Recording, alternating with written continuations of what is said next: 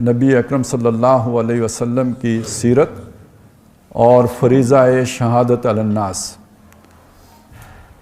جو آپ کے پہلے 2 لیکچر ہوئے ہیں مجھ سے پہلے، اس میں یہ بات آپ کے سامنے آ چکی ہے کہ قرآن مجید میں نبی اکرم صلی اللہ علیہ وسلم پر جو ذمہ داری بطور رسول عائد کی تھی اور بعد میں وہ ذمہ داری امت مسلمہ پر عائد کر دی، یعنی 2 آیتیں جو میں نے آپ کے سامنے پیش کی ہیں 2 مقامات سے، سورہ بقرہ اور سورہ حج، ان میں یہی مضمون بیان ہوا ہے، اور مجھے امید ہے کہ اس پر آپ نے جو گفتگو سنی وہ آپ کو یاد ہوگی یا اس کا مفہوم آپ کے ذہنوں میں ہوگا۔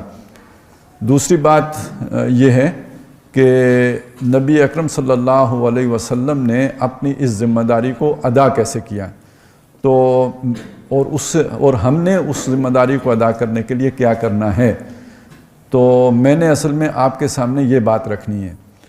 تو نبی اکرم صلی اللہ علیہ وسلم کی جو ذمہ داری تھی وہ ہمارے سامنے آ گیا، جو تمام نبیوں اور تمام رسولوں کی تھی، کہ لوگوں پر اتمام حجت ہو جائے، اور تاکہ اللہ کے سامنے کل کوئی عذر نہ پیش کرے کہ مجھے معلوم نہیں تھا کہ اللہ تو کن باتوں سے راضی ہوتا ہے اور کن باتوں سے ناراض ہوتا ہے۔ اب ہم نے یہ دیکھنا ہے کہ حضور صلی اللہ علیہ وسلم نے یہ کرنے کے لیے کیا کچھ کیا، اور یہ ہم نے اس لیے دیکھنا ہے کہ عام طور پر ہم یوں کرتے ہیں کہ ابھی جیسے میں آپ کے سامنے تقریر کر رہا ہوں، تو ایسی ایک تقریر کرنے کے بعد آخر میں کہہ دیتا ہوں کہ وما علینا الا البلاغ المبین، جس کا مطلب یہ ہوتا ہے کہ جو میں نے ارشاد فرما دیا ہے تو میرے ذمہ بس اتنا ہی تھا، یہ ارشاد کرنا ہی میرے ذمہ تھا، اس سے زیادہ میرے اوپر اور کوئی ذمہ داری نہیں ہے۔ تو آیا نبی صلی اللہ علیہ وسلم نے بھی ایسا ہی کیا تھا؟ اس لیے کہ بہرحال یہ بات تو قرآن مجید میں ہے کہ نبی آپ کی ذمہ داری بس پہنچا دینا ہے، اب کوئی نہیں مانتا تو اس سے ہم پوچھ لیں گے۔ تو ہم یہ سمجھتے ہیں کہ بس ایک تقریر کر لینے سے وہ ذمہ داری ادا ہو جاتی ہے، تو جب ہم نبی صلی اللہ علیہ وسلم کی سیرت کو دیکھتے ہیں تو معلوم ہوتا ہے کہ ایسا نہیں ہے۔ آپ نے اصل میں یہ جو اتمام حجت ہے یا شہادت حق ہے، اس کا مطلب یہ ہے کہ بات بندے کو ایسے سمجھ آ جائے جیسے اس کو دن نظر آ رہا ہے، اس کے بعد اگر وہ نہیں مانتا تو وہ جانے، اس کا خدا جانتے۔ یہ اللہ فیصلہ کرے گا کہ میں نے پہنچا دیا یا نہیں پہنچا دیا، میں نہیں فیصلہ کر سکتا کہ میں نے پہنچایا یا نہیں پہنچایا، میں نے کوشش کی ہے کہ آپ تک بات پہنچ جائے، فی الواقع پہنچی ہے یا نہیں پہنچی یہ اللہ جانتا ہے، اور جب پہنچ گئی ہے تو اس کے بعد آپ نے جو کچھ کیا اس کی ذمہ داری بھی آپ پر ہے، اور اللہ تعالیٰ ہی آپ سے پوچھنے والا، میں پوچھنے والا نہیں ہوں۔ تو وما علینا الا البلاغ کا مطلب یہ ہے، یہ نہیں ہے کہ ایک تقریر جھاڑی، کسی کو سمجھ آئی یا نہیں آئی اور میں مطمئن ہو کے گھر جا کے لیٹ گیا کہ میں نے ابلاغ کا حق ادا کر دیا ہے، شہادت حق کا حق ادا کر دیا ہے، اور اتمام حجت میں نے کر دی ہے۔ نہیں، اس طرح نہیں ہوتی، پتہ نہیں ہوئی ہے یا نہیں ہوئی ہے، میں نے ایفرٹ کی ہے، تو اس کا لازمی نتیجہ یہ نکلے گا کہ میں نے جب ایک دفعہ کوشش کی تو اگر میں یقین نہیں رکھتا کہ بات دوسرے کو سمجھ آ گئی ہے تو میں دوسری اٹیمپٹ بھی کروں گا، تیسری بھی کروں گا، چوتھی بھی کروں گا، جب تک کہ یا تو اس کے کسی رویے سے مجھے یقین ہو جائے کہ اسے اب چڑ پیدا ہو گئی ہے اور یہ بالکل بات سمجھنے کے باوجود سمجھنے کے لیے تیار نہیں ہے، یا یہ کہ بہرحال کوئی وحی کے ذریعے سے معلوم ہو جائے۔ اب تو میرے پاس تو وحی آنی نہیں ہے، وہ تو محمد رسول اللہ صلی اللہ علیہ وسلم کے پاس آتی تھی کہ ختم اللہ علی قلوبہم، کہ ان کے دلوں پر مہر ہو گئی ہے، سواء علیہم انذرتہم ام لم تنذرہم، اب برابر ہو گیا ہے کہ آپ انہیں خبردار کریں یا نہ کریں، تبلیغ کریں یا نہ کریں۔ تو میرے اور آپ میں سے تو کسی کے پاس یہ بات نہیں آ سکتی نا کہ اللہ ہمیں بتائے، تو اس کا مطلب یہ ہے کہ آپ نے بات پہنچاتے رہنا ہے، پہنچاتے رہنا ہے، پہنچاتے رہنا ہے، پہنچاتے رہنا ہے، اور آپ کبھی یہ نہیں کہہ سکتے کہ میں نے بات پہنچانے کا حق ادا کر دیا ہے۔ یہ بات اگر ہم دیکھیں تو نبی صلی اللہ علیہ وسلم کی سیرت میں بالکل ہمیں اسی طرح نظر آئے گی کہ آپ نے مکہ میں 13 سال، چھوٹی سی بستی ہے، ایک ہی بات کو بار بار لوگوں کے سامنے رکھا ہے، بار بار ان کے سامنے پیش کیا ہے۔ تو پہلی بات تو یہ سمجھ لیجئے کہ یہ غلط فہمی ذہن سے نکال دیں کہ آپ نے درس دیا تو ابلاغ ہو گیا، آپ نے تقریر کی تو ابلاغ ہو گیا، آپ نے کوئی گفتگو کی، ایک دفعہ بحث کر لی، مجادلہ کر لیا تو ابلاغ ہو گیا، نہیں، یا کسی کو ایک کتاب دے دی پڑھنے کے لیے کہ لٹریچر کا مطالعہ کر لو تو ابلاغ ہو گیا، نہیں، یہ مسلسل کرتے رہنے کا کام ہے، اور یہ اللہ جانتا ہے کہ ابلاغ ہوا یا نہیں ہوا، جس کا مطلب یہ ہے کہ یہ چونکہ وہاں جا کے فیصلہ ہونا ہے، اس لیے آپ کو یہ کام کرتے رہنا ہے اور بار بار کرتے رہنا ہے۔ پہلی بات تو یہ سمجھ لیجئے۔ دوسری یعنی یہ غلط فہمی نکال دیجئے جو عام طور پر وما علینا الا البلاغ سے پیدا ہوتی ہے۔ دوسری بات یہ ہے کہ یہ صرف باتیں کرنے ہی سے یہ بلاغ اور ابلاغ کا حق ادا نہیں ہوتا، بات اس سے آگے بھی ہے، آپ کو اس کا عملی نمونہ بھی بننا ہوتا ہے۔ یعنی جو بات آپ کر رہے ہیں وہ بات آپ کے اپنے عمل سے ظاہر بھی ہو، آپ اس بات کے پوری طرح خود قائل ہیں، پوری طرح اس بات کو خود تسلیم کرتے ہیں، اس کا ثبوت یہ ہوگا کہ آپ اس پر عمل کرتے ہیں، اس کا ثبوت یہ ہوگا کہ آپ اس پر عمل پیرا ہیں، اور اس کا ایک ثبوت یہ ہوگا کہ جو آپ کے خونی رشتے ہیں، جو آپ کے قریب تر ہیں، آپ کوشش سب سے پہلے یہ کریں گے کہ ان میں بھی وہ بات آئے۔ ظاہر ہے جیسے ہمیں پتہ چلے کہ فلانی سوسائٹی میں بہت ہی سستے پلاٹ مل رہے ہیں تو پہلی کوشش یہ ہوگی کہ میں خود لوں، دوسری کوشش یہ ہوگی کہ میرے جو رشتہ دار ہیں، بھائی ہیں، برادری والے ہیں وہ لیں، اس کے بعد وہ سوغات بانٹنے میں گلی میں جاؤں گا نا۔ تو اگر میرا یقین اس بات پر ہے کہ جو بات میں کہہ رہا ہوں وہ ٹھیک ہے اور اسی میں نفع ہے اور یہی فائدے والی ہے، تو اس کی ترتیب بھی تو یہی ہونی چاہیے نا۔ لہٰذا یہ ایک دعوت کا اصول ہے، الاقرب فالاقرب، جو آپ کے دل کے زیادہ قریب ہے دعوت بھی سب سے پہلے اس کو دی جائے گی، اس تک پہنچائی جائے گی۔ اور اس میں جو قریب ہے نا اس کو ہمارے کردار کا پتہ ہوتا ہے۔ آپ نے مجھے پہلی دفعہ دیکھا ہے، میں جتنی اچھی تقریر کر کے چلا جاؤں، آپ کو اگر میرے صبح و شام کا نہیں پتہ تو آپ کو تو نہیں پتہ نا، وہ آپ مجھے نہیں جانتے، لیکن یہ کہ میرے بھائی تو مجھے جانتے ہیں نا، میرے پڑوسی تو مجھے جانتے ہیں نا، میرے برادری والے تو مجھے جانتے ہیں۔ تو اگر میرے کردار کے اندر یعنی یک رنگی نہیں ہوگی، اگر میرے کردار کے اندر دوگلا پن ہے تو ان پر وہ اثر نہیں کرے گا۔ تو انسان کی دعوت و تبلیغ کا سب سے پہلا حقدار اس کے قریبی لوگ ہیں، اور اگر وہ اپنے قریبی لوگوں کو دعوت دے رہا ہے تو اس کا مطلب یہ ہے کہ اس کی دعوت کے اندر سچائی ہے، اس کا کردار اپنی دعوت کے مطابق ہے، وگرنہ یہ کہ قریبی لوگوں کو دعوت نہیں دی جا سکتی کیونکہ وہ جانتے ہوتے ہیں۔ تو نبی صلی اللہ علیہ وسلم کو بالکل ابتدا میں یہ حکم ملا کہ انذر عشیرتک الاقربین، اپنے قریبی رشتہ داروں کو خبردار کیجیے۔ بعد والوں کی جو ہے نا معاملہ بعد میں ہے، پہلے اپنے قریبی رشتہ داروں کو خبردار کیجیے۔ وہ جو مشہور بات ہے، آپ نے دعوت دی، سب کو گھر بلایا، کھانا کھلایا، اور اس کے بعد بات رکھنے کی کوشش کی تو لوگ بات سنے بغیر چلے گئے، پھر کھانا کھلایا، دوسری مرتبہ کھلایا، تو اب انہیں کچھ شرم آئی تو انہوں نے بات سن لی۔ تو یعنی نبی صلی اللہ علیہ وسلم کی سیرت سے ہمیں یہ بھی معلوم ہوا کہ آپ نے اپنی بات اپنے قریبی رشتہ داروں کے سامنے رکھی، اور یہ سارے لوگ جانتے تھے محمد رسول اللہ کو کہ یہ کون شخصیت ہیں، یہ صادق اور امین شخصیت ہیں۔ تو اپنے کردار کی گواہی سب سے پہلے یعنی آپ کے قریبی لوگ دیتے ہیں کہ آپ کا کردار کیسا ہے، تو ان کے سامنے آپ اگر دعوت پیش کرنے کا منہ رکھتے ہیں تو اس کا مطلب ہے آپ اپنی دعوت پر عمل پیرا بھی ہیں، آپ اپنی دعوت کے مطابق زندگی بھی بسر کر رہے ہیں۔ تو ویسے تو یہ بہت ہی اعلیٰ دعوت ہے، بہت احسن دعوت ہے۔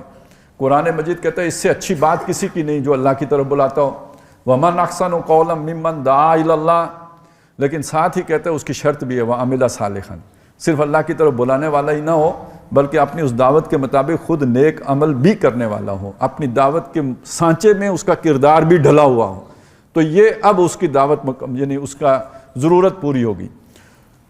تو دوسری بات ہم نبی صلی اللہ علیہ وسلم کی یہ دیکھتے ہیں کہ آپ نے اپنے عمل سے بھی اور اپنے ارد گرد جو بھی آپ کے قریب ترین لوگ ہیں ان کو متنبہ کیا، ان کو خبردار کیا۔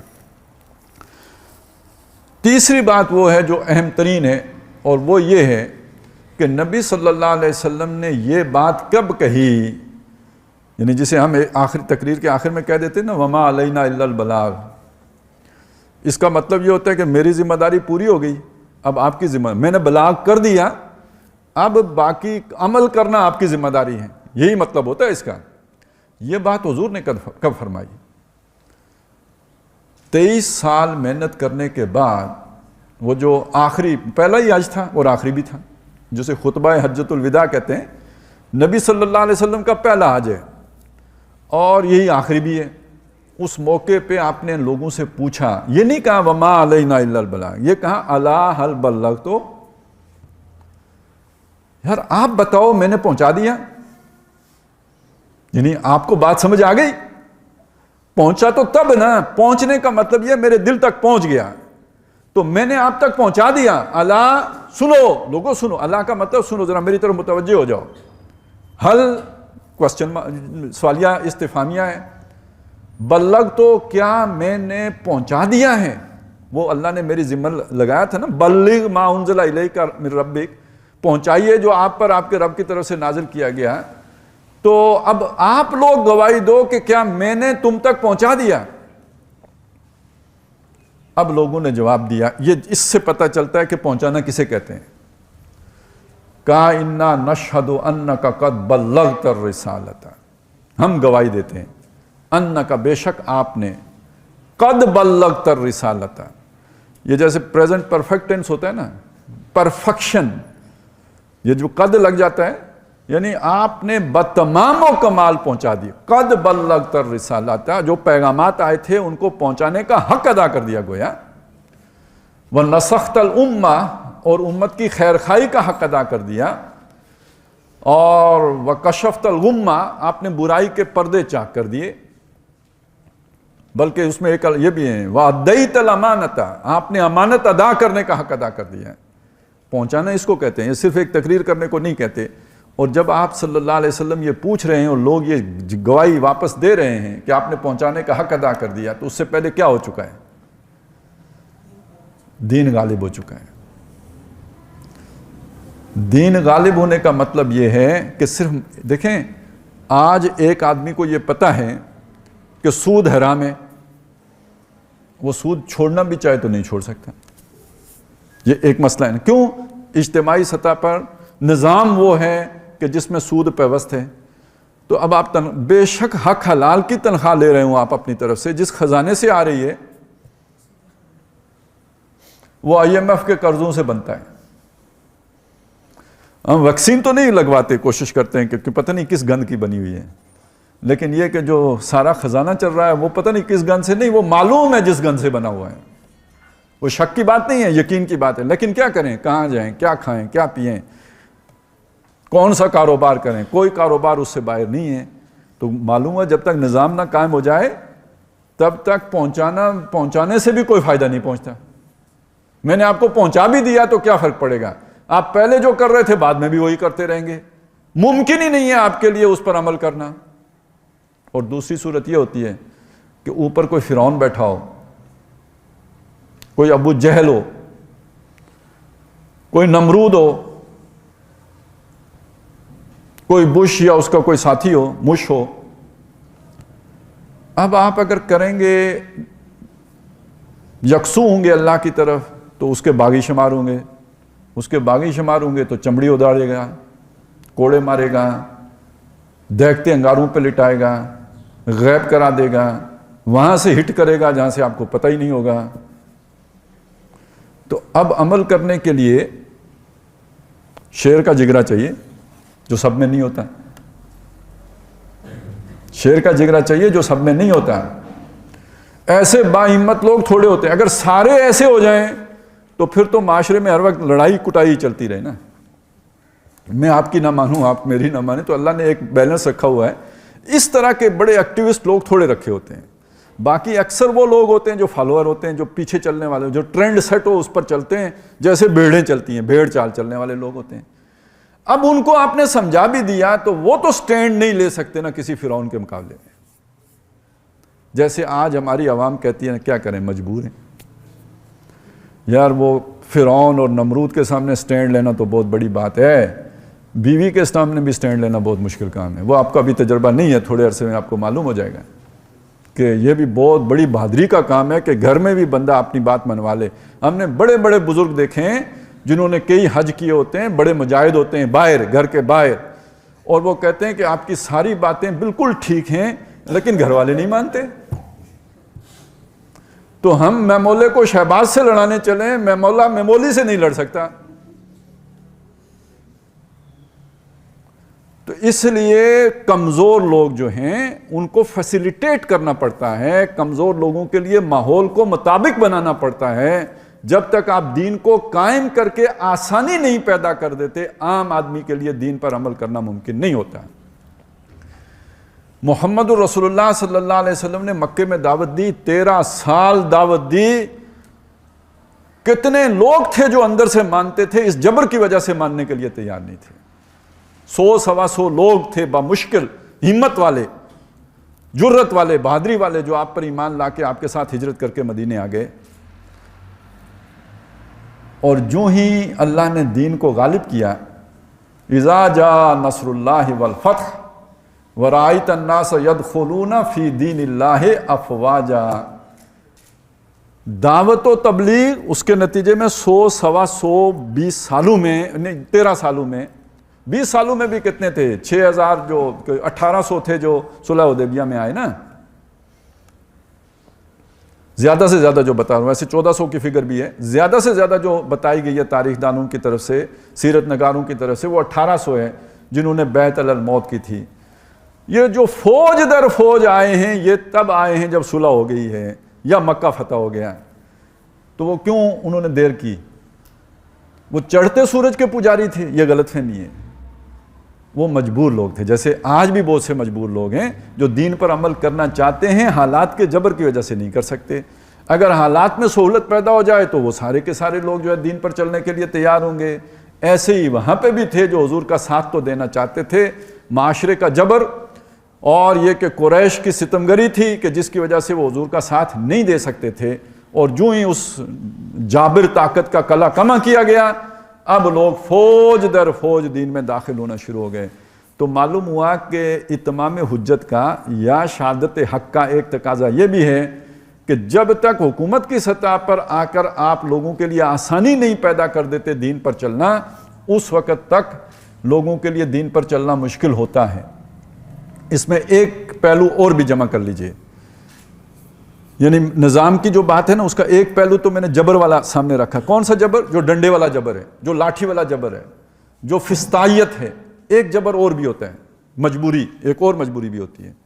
وہ مجبوری یہ ہے کہ اگر تقسیم دولت کا نظام غیر مساویانہ ہے، غیر مساویانہ، غیر منصفانہ ہے، یہ لفظ صحیح ہے، غیر منصفانہ ہے، اور ایک طرف جو ہے وہ فقر ہے، فاقہ ہے، کچھ لوگوں میں غربت اتنی ہے کہ فقر و فاقہ ہے، اور دوسری طرف دولت کی فراوانی ہے، عیاشیاں ہیں، خرمستیاں ہیں، تبذیر ہے، اللہ تللے ہیں.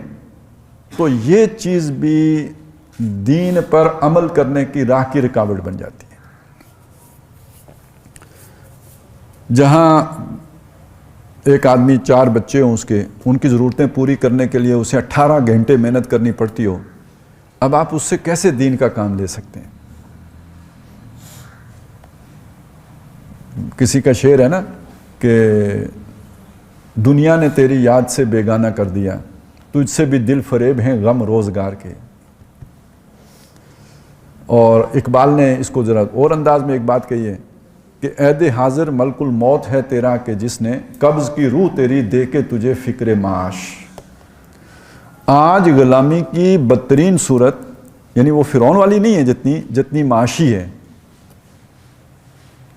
پہلے تو وہ داغ لگا دیتے تھے نا ماتھے پہ، جس سے پتہ چلتا تھا کہ یہ فلانے آدمی کا غلام ہے، باقاعدہ داغ دیتے تھے. یہ اس کا گویا ٹریڈ مارک ہو گیا کہ بھئی یہ فلانے کی طرف منسوب ہو گیا. آج گلے میں پٹا ڈال دیتے ہیں اور وہ ہم شوق سے ڈالتے ہیں، یہ فلانی ملٹی نیشنل کمپنی کا نوکر چاکر ہے. اور کیوں وہاں نوکری کر رہے ہیں؟ اس لیے کہ وہاں پہ پیکج بہت اچھا ہے. تو پیکج سے کیا ہم اپنی من چاہی زندگی بسر کر رہے ہیں، تو جو اپنی ضرورتیں بڑے آرام سے پوری ہو جاتی ہیں. تو اب یہ مجبوریاں ہیں، وہ مجبوریاں ہیں، ساری معاشی مجبوریاں ہیں. تو جب تک آپ معاشی عدل بھی لے کے نہیں آتے تب تک بھی عام آدمی کے لیے دین پر عمل کرنا ممکن نہیں ہوتا. آپ پہنچا بھی دیں تو فائدہ نہیں نکلتا. تو اتمام حجت تب ہوگا جب ہر رکاوٹ بھی دور کر دیں، یعنی ایک طرف بات سمجھا دیں، ذہن تک پہنچ جائے، دل میں اتر جائے، اور دوسری طرف عمل کرنا مشکل نہ رہے.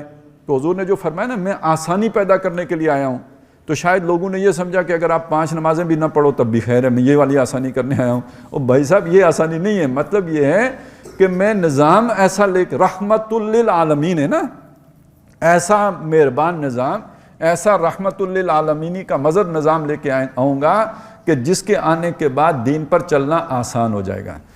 اوپر ابو جہل بیٹھا ہو تو دین پر چلنا مشکل ہے، اور جب حضرت عمر اوپر بیٹھے ہوں تو دین کے خلاف چلنا مشکل ہے، تو یہ آسانی کرنے کے لیے آیا ہوں۔ تو یہ آسانی محمد الرسول اللہ کر کے گئے کہ اب گویا وہی، اسی کا تو دعویٰ کیا تھا نا کہ کوئی عورت اکیلی سونے چاندی سے لدی ہوئی زیورات سے، اور وہ اگر مدینے سے یمن کا بھی سفر کرے گی، اکیلے کرے گی، تو اسے سوائے خدا کے کسی اور کا خوف نہیں ہوگا، خوف زائل ہو جائے گا۔ اور یہی قرآن مجید نے بھی کہا کہ جب وہ اللہ تعالیٰ تمہیں وہ غلبہ عطا کرے گا، تمہارے دین کو غالب کر دے گا، تو اس میں ایک بات یہ بھی کہی وَلَيُبَدِّلَنَّهُم مِّن بَعْدِ خَوْفِهِمْ أَمْنًا، ان کے یہ خوف کی کیفیت کو اللہ تعالیٰ امن کی کیفیت سے بدل دے گا۔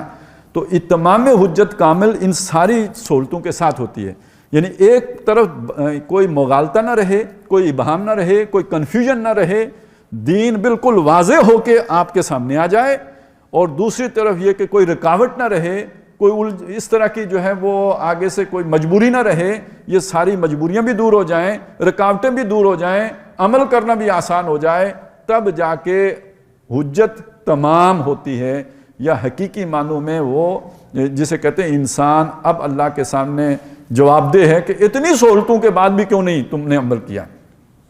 چنانچہ یہ جس آیت کا میں نے سورہ نور کی آیت نمبر 55 ہے جس کا میں نے حوالہ دیا کہ وَلَيُبَدِّلَنَّهُم مِّن بَعْدِ خَوْفِهِمْ أَمْنًا، اس کے بعد آگے الفاظ یہ ہیں کہ اس کے بعد بھی جس نے کفر کیا وَمَن كَفَرَ بَعْدَ ذَلِكَ فَأُولَٰئِكَ هُمُ الْفَاسِقُونَ، اصل نافرمان وہ ہیں کہ جب ہر طرح سے دین پر عمل کرنا آسان ہو گیا تھا پھر بھی نہیں کیا، تو یہ ہیں اصل ظالم۔ یہ موقع ہے، یہ سب کر کے اب حضور پوچھ رہے ہیں اللہ حل بلغ، تو کیا میں نے پہنچا دیا؟ تو ہم تو ایک کسی کی تقریر رٹتے ہیں، وہ بھی اپنی نہیں ہوتی، وہ بھی کسی نے 1950 میں کی ہوئی ہوتی ہے، اس کو ہم رٹ کے آ کے بیان کر کے ممبر پہ کھڑے ہو کے اور پھر آخر میں کہتے ہیں وما علینا الا البلاغ، اور رات کو جناب پوری دیگ چڑھا کے پھر سمجھتے ہیں کہ ہم نے اپنا فرض منصبی بھی ادا کر دیا۔ تو یہ دھوکہ ہے، یہ فریب ہے، یہ جب تک دین قائم کر کے آپ دکھا نہیں دیتے تو اس وقت تک گویا یعنی لوگوں کو فیسیلیٹیٹ نہیں کر دیتے تو اس وقت تک آپ نے حجت قائم نہیں کی، اور آپ حق نہیں رکھتے کہ آپ کہیں وما علینا الا البلاغ المبین، یہ آپ اس کا حق نہیں رکھتے۔ اچھا، اب آ جائیں اس پہلو کی طرف کہ یہ کام اس سے پہلے تو رسول کرتے تھے،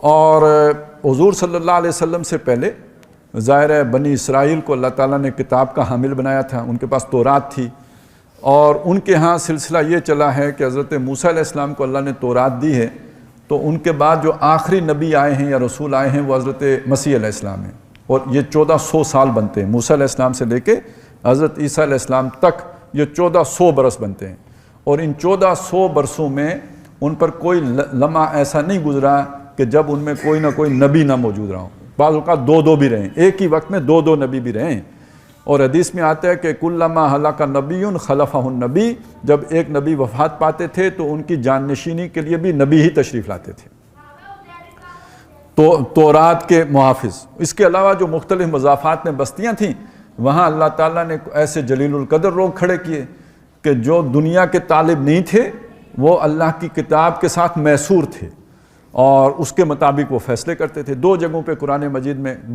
خاص طور پہ ان کا ذکر آیا ہے، سورہ الف لام میم السجدہ میں وَجَعَلْنَا مِنْهُمْ أَئِمَّةً يَهْدُونَ بِأَمْرِنَا لَمَّا صَبَرُوا، اور ہم نے ان میں ایسے لیڈر پیدا کیے جو ہمارے فیصلوں کے مطابق یعنی ہماری کتاب کے مطابق ان کے درمیان انہیں رہنمائی دیتے تھے، ہدایت دیتے تھے انہیں، اور لیکن یہ کہ جب وہ صبر کرتے تھے، یعنی وہ خود دنیا کے طالب نہیں تھے۔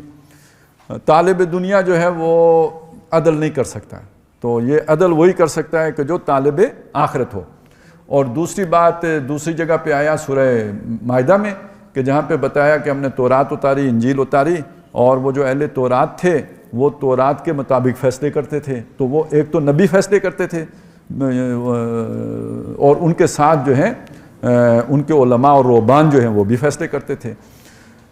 تو یہ سلسلہ ان کے ہاں رہا کہ ان کے مرکز میں کوئی نہ کوئی نبی ہمیشہ موجود رہا. محمد رسول اللہ صلی اللہ علیہ وسلم کے بارے میں ہم جانتے ہیں کہ آپ پر آ کے نبوت ختم ہو گئی, آپ کے بعد کسی نبی نے نہیں آنا. اور نبوت کا یہ اختتام اس معنی میں تو ہے ہی کہ یعنی یہ تو بالکل نہ سمجھیں لہذا کے لیے بھی کہ جیسے روٹی ختم ہو جاتی ہے, جیسے جیب سے پیسے ختم ہو جاتے ہیں, اس معنی میں نبوت ختم ہوئی ہے. نہیں, اس معنی میں نہیں ختم ہوئی. جیسے ہم کہتے ہیں میری تعلیم مکمل ہو گئی ہے, یعنی تعلیم میں نے ختم ہوئی, مکمل ہو گئی, میں نے جو ڈگریاں لینی تھی لے چکا, میں فارغ التحصیل ہو گیا, اب یہ تکمیل ہوئی ہے. تو گویا محمد رسول اللہ صلی اللہ علیہ وسلم پر آ کے ختم نبوت ہوئی کا مطلب ہے نبوت کی تکمیل ہوئی. جیسے ایک حدیث سے بھی ظاہر ہے کہ آپ صلی اللہ علیہ وسلم نے فرمایا کہ ایک محل تھا بہت شاندار, دیکھنے والے اسے دیکھ کر بہت اسے خوبصورت پاتے تھے, مگر اس میں ایک اینٹ کی جگہ خالی تھی, تو وہ آخری اینٹ میں ہوں. یعنی معلوم ہوا کہ وہ قصر نبوت ہے, اس میں ایک خلا تھا, وہ آخری اینٹ کی جگہ باقی تھی. جو ہی نبی صلی اللہ علیہ وسلم کی بعثت ہوئی تو وہ قصر مکمل ہو گیا. تو مکمل ہونا اس معنی میں کوئی ایک پروجیکٹ تھا, وہ اپنی تکمیل کو پہنچ گیا. تو یہ جو سلسلہ حضرت آدم علیہ السلام سے شروع ہوا تھا وہ درجہ بدرجہ بڑھتے بڑھتے ارتقاء کرتے کرتے ترقی پاتے پاتے محمد الرسول اللہ صلی اللہ علیہ وسلم پر آ کے مکمل ہو گیا. البتہ جہاں تک نوع انسانی کے سفر کا تعلق ہے وہ تو ابھی بھی جاری تھا. یہ نبوت کے ادارے کی تکمیل ہوئی, انسان کی ذہن ابھی اس جگہ کے برابر نہیں ہے, وہ ابھی نیچے تھا, کیونکہ نبوت تو بلندی پہ ہوتی ہے, اس کا درجہ بلند ہے. تو انسانیت نے ابھی مزید سیکھنے کے لیے سفر کرنا تھا, ٹھوکریں کھانی تھی. تو اب 1500 برس کے تقریباً فاصلے پر ہم آ چکے ہیں محمد رسول اللہ صلی اللہ علیہ وسلم سے, اور اس دوران بہت سی ترقیاں ہوئی ہیں, بہت سا ارتقاء ہوا ہے, معاشرے نے اپنی شکل بدلی ہے. حضور صلی اللہ علیہ وسلم کے دور کا جو معاشرہ تھا اس کی جو شکل تھی, اس کے جو بنیاد تھی جس پر وہ کھڑا تھا وہ قبائلی نظام تھا. ایک بنیادی تنظیم جو تھی وہ قبائل کی بنیاد پر تھی, خاندان کی بنیاد پر تھی. آج کا معاشرہ جو ہے اس میں کوئی قبیلہ نہیں ہے. ہم اپنے ناموں کے ساتھ اپنے قبیلے کا حوالہ ضرور دیتے ہیں, لیکن اس طرح اب یہ تنظیم نہیں ہے. اب کوئی قبیلے سے معاشرہ منظم نہیں ہوتا ہے. پہچان کا ذریعہ رہ گیا ہے, تنظیم کا ذریعہ جو ہے وہ قبیلہ نہیں رہا. اب تنظیم اور بنیادوں پہ ہوتی ہے, معاشرہ کسی اور بنیاد پہ جڑتا ہے. ان میں یہ جدید ریاستوں کا تصور ہے. یہ بہت بڑی, یعنی میرا اگر جن لوگوں نے تھوڑی بہت سیوکس پڑھی ہوگی وہ اس بات کو شاید سمجھ سکیں گے کہ جب ہم ریاست کا لفظ استعمال کرتے ہیں تو ہم سمجھتے ہیں کہ جیسے آج ریاست ہے ایسے ہی مدینے میں بھی ریاست تھی. ایسی بات نہیں ہے. مدینہ تو خیر وہ بھی پہلے کی بات ہے. یہ حضرت حسین رضی اللہ تعالیٰ عنہ کی شہادت کا سبب کیا ہے کہ جو حکمران ہے اسی کو ریاست سمجھا جاتا ہے.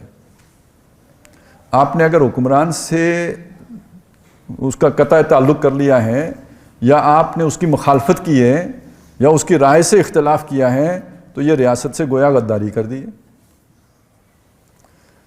آج آپ حکمران کو گالی بھی دیں تو کوئی آپ کو نہیں پوچھتا ہے, یہ کوئی بغاوت نہیں ہے, یہ کوئی غداری نہیں ہے. ہاں, ریاست پاکستان یا اس کی کسی علامت, اس کے ساتھ آپ چھیڑ چھاڑ کریں گے تو اب معاملہ بالکل مختلف ہو گیا کہ یہ ریاست کا مخالف ہے.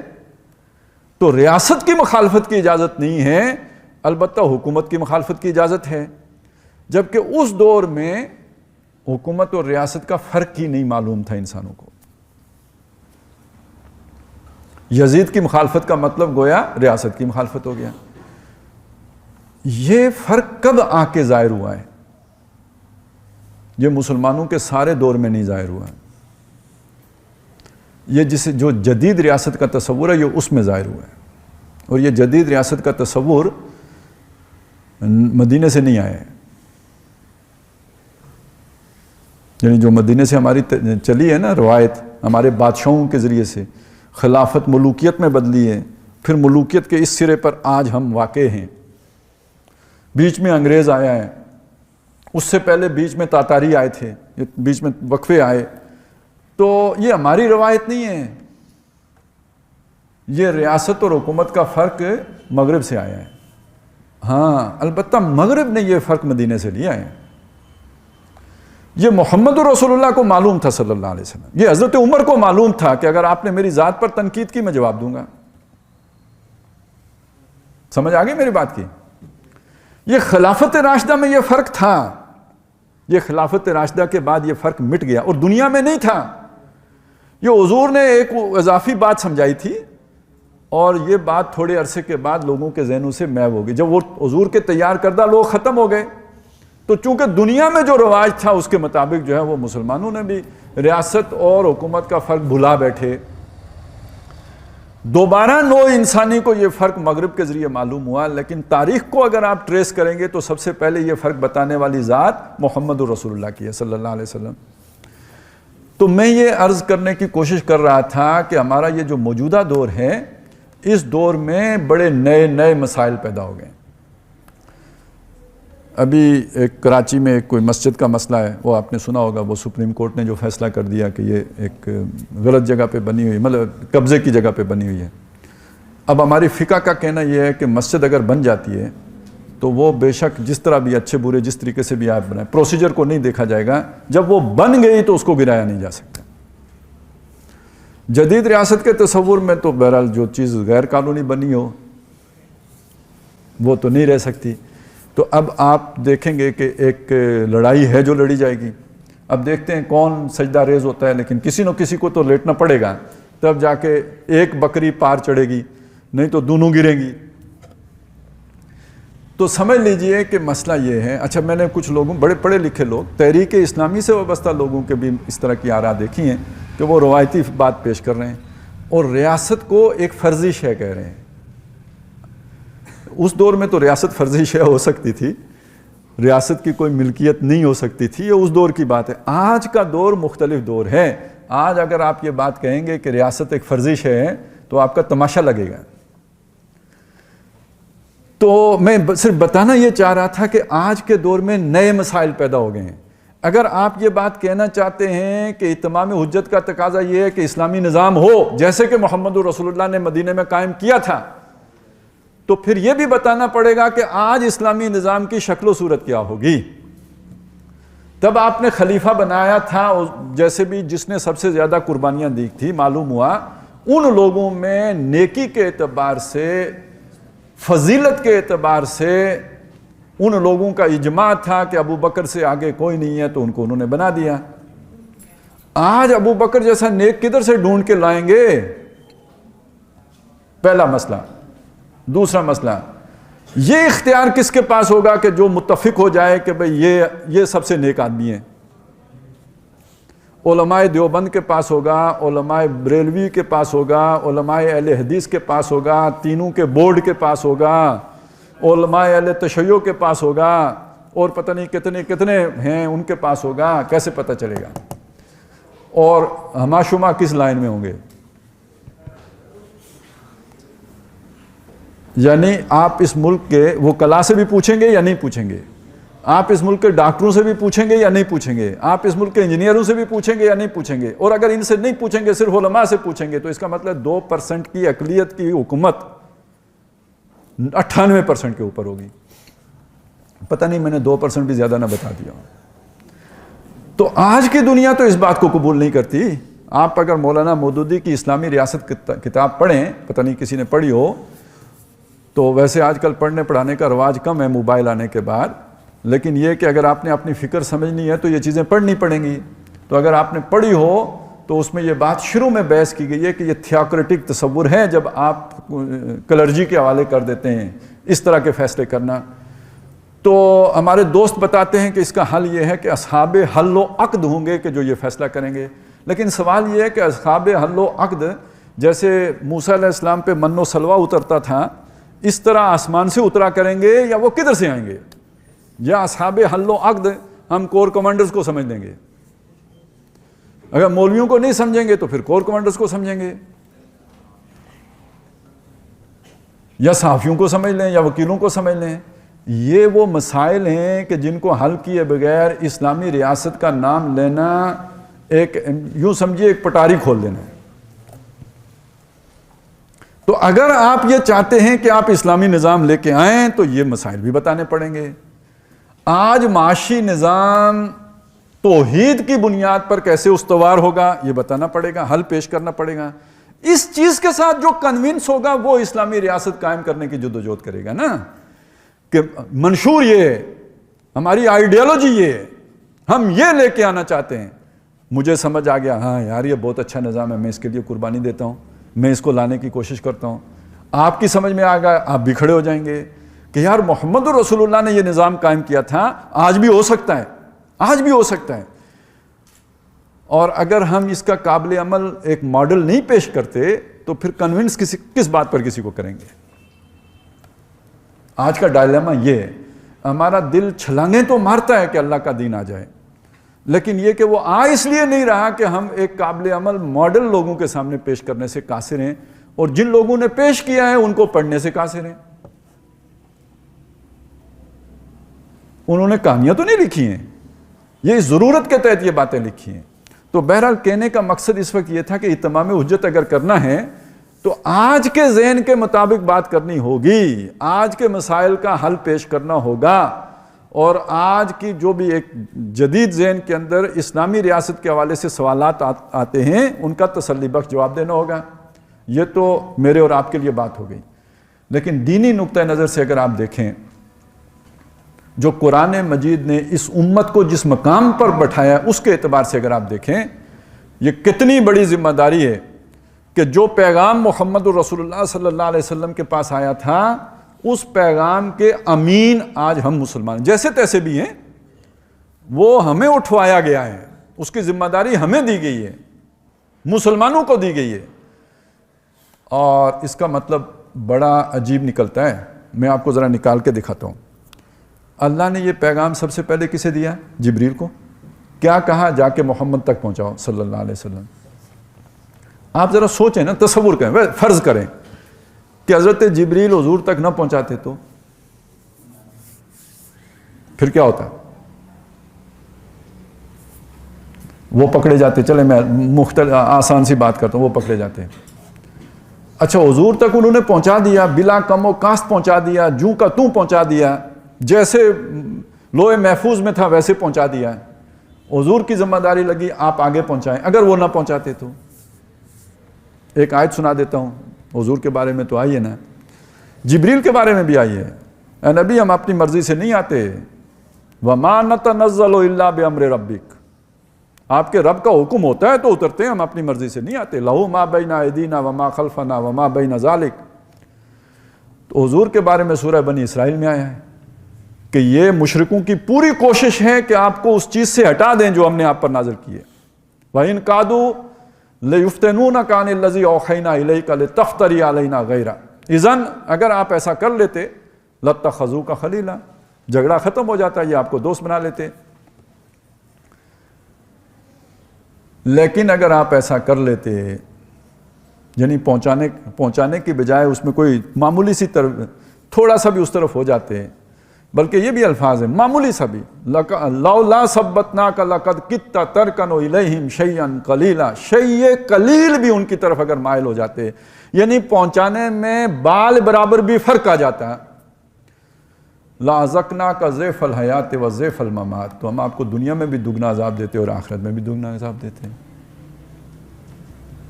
میں صرف وہ ذمہ داری کی گمبھیرتا آپ کے سامنے لا رہا ہوں. اب اگر وہ پہلے 2 لیکچر آپ کو یاد ہوں جس میں وہ بات کہی گئی کہ حضور پر وہ ذمہ داری تھی, وہ یہ ذمہ داری امت کو دے کے گئے. اسی خطبہ حجۃ الوداع میں جب لوگوں نے کہہ دیا ہاں جی آپ نے پہنچا دیا, تو اب اگلی بات کیا کہی؟ پہلے کہا اللہم اشہد, اللہ یہ ذمہ داری تو نے میرے اوپر لگائی تھی آگے پہنچانے کی, میں نے پہنچا دیا, یہ گواہی دے رہے ہیں کہ میں نے پہنچا دیا. اللہم اشہد 3 دفعہ فرمایا, انگلی اٹھا کے فرمایا اللہم اشہد اللہم اشہد اللہم اشہد. اور پھر لوگوں سے کہا فَلْيُبَلِّغِ الشَّاهِدُ الْغَائِبُ, جو گواہ بن گیا ہے اب اس پر یہ ذمہ داری آ گئی ہے کہ پہنچائے اس تک جو غیب ہے. غیب کا کیا مطلب؟ جو ان کے سامنے نہیں, یا جو اس پیغام کے سامنے جس تک نہیں پہنچا. تو آج ایک بدماش ہمارے پڑوس میں بیٹھا ہوا ہے, مودی, کافر, کالا, اور اس کی ایک قوم ہے اس کا ملک تو شاید 1.5 ارب کی آبادی ہے، چلیں مسلمان یہ وہ نکال کے بھی تو کوئی 1 ارب لوگ کافر تو بستے ہیں نا ہمارے پڑوس میں، جو ہماری بولی بھی سمجھتے ہیں. اور دنیا 7 ارب انسانوں کی اگر ہے تو مسلمان 1.5 پونے 2 ارب ہیں. 2 ارب کہہ دیے، 5 ارب انسان تک قرآن نہیں پہنچا، جن میں بش جیسے بدماش بھی شامل ہیں. اور ہم دعا کرتے ہیں جہنم کے سب سے نچلے گڑھے میں جائیں، دنیا میں بھی ان پر عذاب ہو. یہ ساری دعائیں ہماری. ادھر وہ بش صاحب کھڑے ہو کے کہیں کہ جناب یہ جو مسلمان تھے یہ مجھ سے ڈالر تو مانگنے آتے تھے، کولیشن سپورٹ فنڈ لینے آتے تھے میرے پاس، اور کہتے تھے چلیں کوئی 1 ارب منظور کروا دیں، اس میں سے 50 کروڑ ہم آپ ہی کو دے دیں گے، باقی 50 کروڑ ہمیں دے دیں. اس طرح کی چکر بازیاں تو انہوں نے ہمیں بھی سکھائی ہیں. یہ سارے شیطانی کام ہم نے ان سے پڑھے ہیں، اور ہم نے ان سے سیکھا ہے کہ ہاؤسنگ سوسائٹیاں کیسے بنتی ہیں. یہ اگر ہمیں کوئی کام کی بات بتائی، انہوں نے دھندے کی بات بتائی ہے، کام کی بات بتاتے تو ہم اس پر بھی چلتے. تو یہ جو ہمارے دشمن ہیں جن پر ہمارا سینہ جلا ہوا ہے، یہ وہاں بھی ہمیں رگڑا نہ دلوا دیں. یہ پھر شہادت حق کا تو یہ نتیجہ نکلے گا نا کہ ان کے ہاتھوں ہمیں پھینٹی بھی لگے دنیا میں، اور جس امید پر ہمیں کہ آخرت میں اللہ ان کو پھینٹے گا تو وہاں جا کے پتہ چلیں وہ تو اللہ ان کو کسی اور طرح بھی قابو کر لے گا، لیکن یہ کہ وہ ہمارا بھی کہیں دھڑن تخت نہ کروا دیں کہ یہ تو ہمیں پاؤڈر بیچا کرتے تھے. ان سے ہم کیسے سیکھ لیتے کہ ان کے پاس کوئی اچھی بات بھی ہے. ہمیں تو یہ دھڑکا لگا رہتا تھا کہ یہ ہماری جیب نہ کاٹ لیں،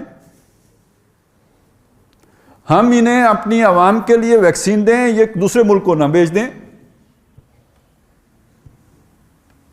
یہ شکل ہے آپ کی اتمام حجت کرنے کی. اور یہ یاد رکھیے ہمارا چہرہ دنیا میں، ہمارا چہرہ یہی لوگ ہیں. اگر کوئی امریکی اٹارنی جنرل یہ کہتا ہے کہ پاکستانی ڈالر کے عوض اپنی ماں بیچ دیتے ہیں، تو اس نے ہمارے ساتھ تو ملاقات کر کے یہ نتیجہ نہیں نکالا نا. جن سے وہ ملتے جلتے ہیں ان کا کردار دیکھ کر پوری پاکستانی قوم کو یہ وہی سمجھ لیا. جیسے ہم امریکیوں کو سارے کے ساروں کو وہ جو ہے کیا وہ انجلیلیا جولی کے کیا چیز ہے وہ جو ہمارے وزیر اعظم کی مہمان بنے، ہم وہ سمجھتے ہیں. تو اسی طرح سمجھ لیجئے یہ ہمارا چہرہ ہیں. یہ اگر کرپٹ ہیں اور یہ اگر بد کردار ہیں تو دنیا پاکستانیوں کو ویسا سمجھتی ہے. اور صرف پاکستانی نہیں ہیں، عرب شہزادے بھی ہیں، کچھ اور ریپریزنٹیٹیوز بھی ہیں دنیا میں ہمارے. تو دنیا تو مسلمان ان چیزوں کو ان لوگوں کو سمجھتی ہے، یہ مسلمان ہوتے ہیں. یہ شہادتیں ہم دے رہے ہیں. اب سوچئے اتنی سی بھی بال برابر بھی فرق آ جاتا، لازکنا کا ضیف الحیات و ضیف الممات، تو کیا سنت بدل گئی؟ اگلی آیت میں الفاظ ہی یہ ہیں وَلَن تَجِدَ لِسُنَّتِ اللَّهِ تَحْوِيلًا، آپ اللہ کی سنت میں کوئی تبدیلی نہیں پاؤ گے. اور یہ صرف حضور کے لیے بات نہیں ہے، رسالت کے باب میں یہ پکی سنت ہے. یونس علیہ السلام نے اپنی قوم کو دعوت دی، اتمام حجت ہی ہو گئی نا، تب اللہ کی طرف سے عذاب کا فیصلہ آیا. ویسے تو نہیں آتا نا، وَمَا كُنَّا مُعَذِّبِينَ حَتَّى نَبْعَثَ رَسُولًا، عذاب کا فیصلہ آ گیا. یونس علیہ السلام صرف وقت سے پہلے اپنی قوم، اللہ کی طرف سے ابھی پرمیشن نہیں ملی تھی، اپنی جگہ چھوڑ دی. اس پر قوم سے عذاب ٹل گیا اور یونس علیہ السلام مچھلی کے پیٹ میں چلے گئے. ہم سرے ہی سے دعوت نہ دیں بلکہ الٹی شہادت قائم کریں تو کیا ہم پر کوئی مصیبت نہیں آئے گی؟ تو جن کو ہم نے تادیب سکھانی، ادب سکھانا تھا، جب ان کو نہیں سکھایا انہیں کو اللہ نے ہمارے اوپر مسلط کر دیا. خدا یوں بھی گناہوں کی سزا دیتا ہے، بانٹ کر قوم کو گروہوں میں لڑا دیتا ہے. آسمانی سے عذاب نازل نہیں ہوتے، آدمی کو بھی ملک الموت بنا دیتا ہے. تو یہ بھی سمجھ لیجئے کہ آج مسلمانوں کی جو درگت بن رہی ہے دنیا میں، جو قتل و غارت گری ہو رہی ہے مسلمانوں کی، جو مظلوم بنے ہوئے ہیں، اس کا اصل سبب یہ ہے کہ شہادت حق کی ذمہ داری نہیں ادا کی. اصل سبب یہ ہے کہ وہ مشن جو ان کو سونپا گیا تھا وہ نہیں پورا کیا. تو ایک طرف مشن تب مکمل ہوگا جب ایک نظام قائم کر کے دنیا کو دکھائیں گے، جیسے محمد رسول اللہ صلی اللہ علیہ وسلم نے جانے سے پہلے وہ نظام خلافت مدینے میں قائم کر دیا تھا. اور دوسری طرف اگر یہ قائم کر کے نہیں دکھاتے تو پھر ماریں پڑتی رہیں گی. اور صرف یہی نہیں ہوگا, بہت بڑا خطرہ ہے, بہت بڑا خطرہ ہے کہ مقامات مقدسہ بھی نہیں بچیں گے. یہ کوئی تکے کی بات نہیں ہے. ہم سے جو پہلی امت تھی جس پر یہ ذمہ داری لگائی گئی, جب انہوں نے اس کا حق ادا نہیں کیا, عیاشیوں میں پڑ گئے, تو جو مسجد تعمیر کی تھی حضرت سلیمان علیہ السلام نے, وہ ایک مشرک نجس کے ہاتھوں, بخت نصر کے ہاتھوں مسمار ہو گئی. صرف مسجد ہی نہیں مسمار ہوئی, یعنی وہ جو یروشلم مسجد اقصی جسے ہم کہتے ہیں, صرف وہی نہیں مسمار ہوئی, وہ تورات جو موسیٰ علیہ السلام کو جنت سے دی گئی تھی وہ بھی گم ہو گئی, اصل گم ہو گئی, پھر نہیں ملی. اور 6 لاکھ لوگ قتل ہوئے, 6 لاکھ, 12 لاکھ کا شہر ہے, 6 لاکھ قتل ہوئے, 6 لاکھ غلام بنا کے وہ لے گئے عراق. دوسری دفعہ جب انہوں نے یہی حرکت کی, فساد کیا, اللہ تعالیٰ کے احکامات کو پیٹھ پیچھے پھینکا, عمل نہیں کیا, تو ٹائٹس رومی مسلط ہوا, مجموعی طور پہ 11 لاکھ سے زیادہ لوگ مرے. لیکن ایک دن میں, جس دن بیت المقدس فتح ہوا ہے, رومیوں نے کیا, جو مشرک تھے, موحدین کے مقابلے میں جو فتح یاب ہوئے, ایک دن میں 1,33,000 بندہ قتل کیا. ایک دن میں. ایٹمی دور نہیں تھا, آتشی اسلحہ نہیں تھا, نیزوں سے اور بالوں سے اور تلواروں سے اور خنجروں سے اور چھریوں سے 1,33,000 آدمی ایک دن میں قتل ہوئے. اور اس وقت وہ لوگ اللہ کے لاڈلے اور چہیتے لوگ تھے, فضلتکم علی العالمین تھے. کیوں کیا؟ جب اللہ کے دین کا یہ تقاضا پورا نہیں کیا تو اس کی سزا دنیا میں ملی. آج اس جگہ پہ ہم کھڑے ہیں. اور اس سے پہلے ایک دفعہ ہمارے ساتھ ہو چکا ہے, جیسے وہاں پہلے ٹائٹس رومی سے پہلے بخت نصر کے ہاتھوں ہوا تھا, ہمارے ساتھ اس سے پہلے ہو چکا تاتاریوں کے ہاتھوں. یہ ہمارے سر تھے جن کے مینار بنے تھے. اور کیوں بنے تھے؟ اسی لیے کہ شہادت حق کی بجائے شہادت عیاشی دے رہے تھے. اور آج جو دے رہے ہیں وہ آپ کے سامنے ہے. آج تو شہادت بدماشی دے رہے ہیں. تو اس کا نتیجہ پھر وہ نکل سکتا ہے جو میں نے آپ کو بتایا, کہ یہ ملک نہیں رہیں گے. اور ہم روتے ہیں افغانستان میں اتنے مارے گئے اور فلسطین میں اتنے مارے گئے, ہر جگہ یہی ہوگا. اور اگر ان کا ہیکل تباہ ہو سکتا ہے